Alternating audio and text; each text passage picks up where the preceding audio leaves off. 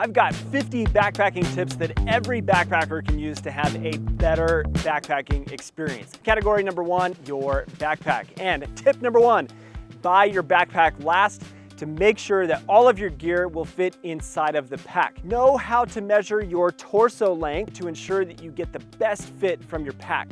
Make sure the pack you buy can handle the weight and bulk of your gear. If your pack has load lifters, use them. This will help distribute the weight of the pack better on your back. Always try to pack the heaviest gear in your pack closest to your back.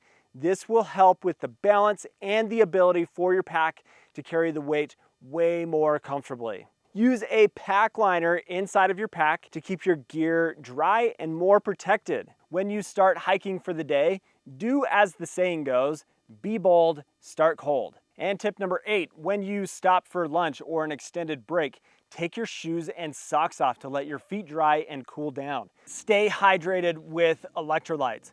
My personal favorite electrolyte mix that I've been using for the past year or so comes from Element, who is the sponsor of this video today. And it's awesome because I've been actively using Element for a good year now, and it's amazing how much better I feel using Element than just basic water flavoring. But also, when I'm working as a professional guide and I'm taking people on backpacking trips, I notice a huge difference between those in my groups who actively replenish their electrolytes versus those who are just drinking water. Those who replenish their electrolytes just simply feel better by the end of the day.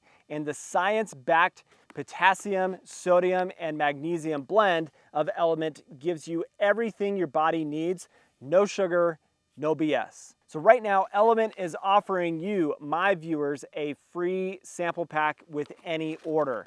This is a super easy way to try all 8 flavors or share Element with a salty friend. So get yours at drinkelement.com/exposure. And this deal is only available through my link. So you must go to drinklmnt.com/exposure.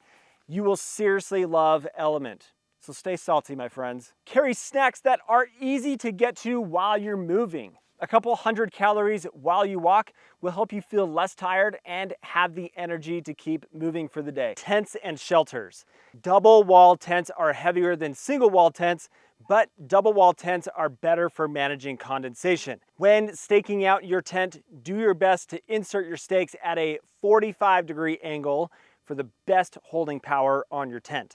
Make sure you always properly stake out your tent to maximize the performance in extreme weather conditions. When looking to purchase a new tent, make sure that the dimensions and the usable space of the tent works for your sleep system.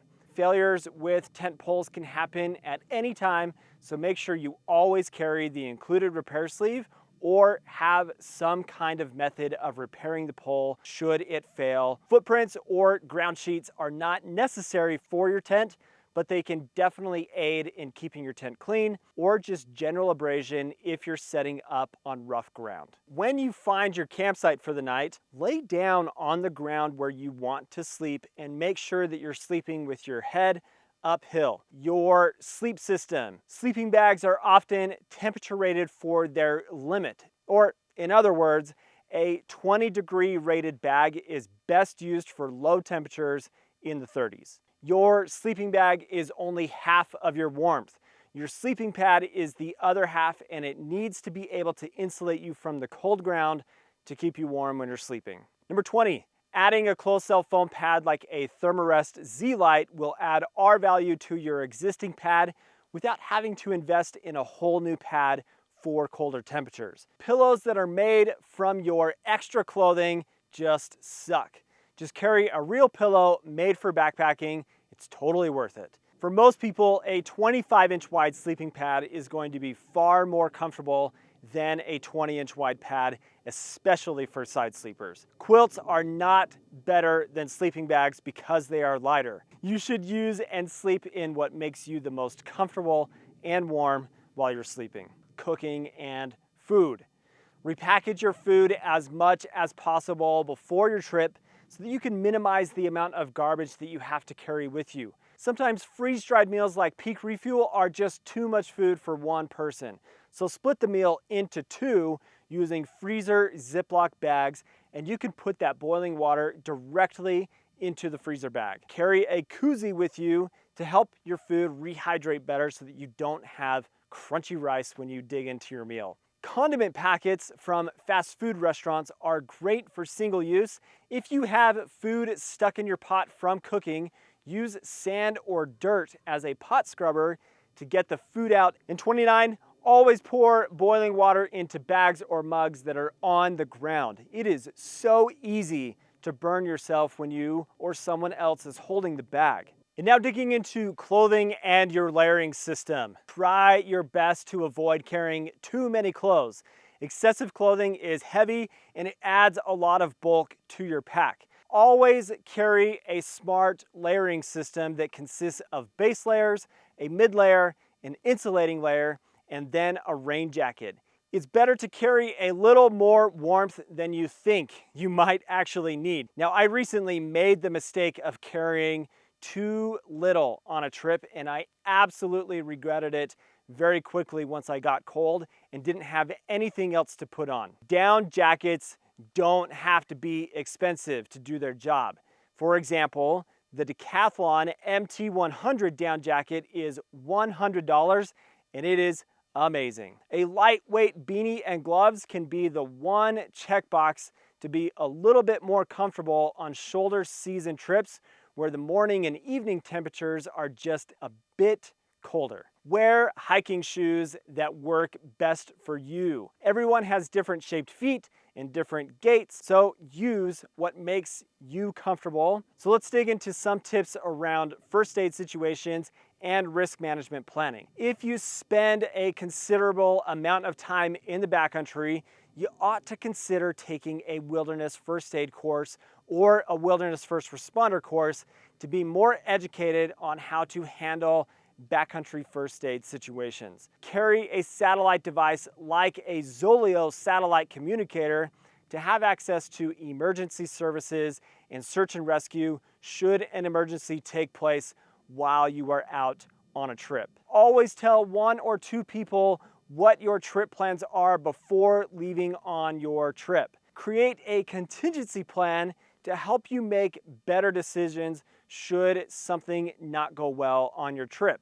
Number 40, use a mapping app like Onyx Backcountry to map your routes and create alternative routes to help you navigate better. Do your homework before you leave on a trip to know what permit requirements are and rules and regulations for the area that you're hiking in. Know how to use the items in your first aid kit and make sure you always replenish your kit before leaving on your next trip. Okay, so now to round out the list, everything that's left over. It's smart to carry some kind of backup water filtration should your main water filter fail. Something like Aqua Mira drops or Aqua tabs are a great option for this. Always carry at least one extra stake for your tent or your shelter. You never know when you're gonna break a stake. Save weight in your pack by ditching all of the stuff sacks that are for the things that come in stuff sacks. Backpacking doesn't have to be about trying to have the lightest pack on your back, but rather the experience you want to have. So saving weight is great, but carry the gear that you want to carry that gives you the experience that you want to have. Know and understand the 7 principles of Leave No Trace. We make more of an impact on an area in one trip than we think we do. So following Leave No Trace will help reduce the impact we make on an area. Carry a change of clean clothes and extra shoes in your car at the trailhead. Bring a cooler to leave in the car at the trailhead with some extra water and some beverages so that when you get back to the car, you can enjoy those. Number 50, backpack how you want to backpack. Doing big miles doesn't make you a better backpacker than the person who only wants to do a mile or two for a weekend. Let me know down in the comments if there is anything that I missed or if there are tips that you want me to dig into more in future videos. Thanks for watching today, guys. Hope you have an awesome day. Catch you in the next one. See you later.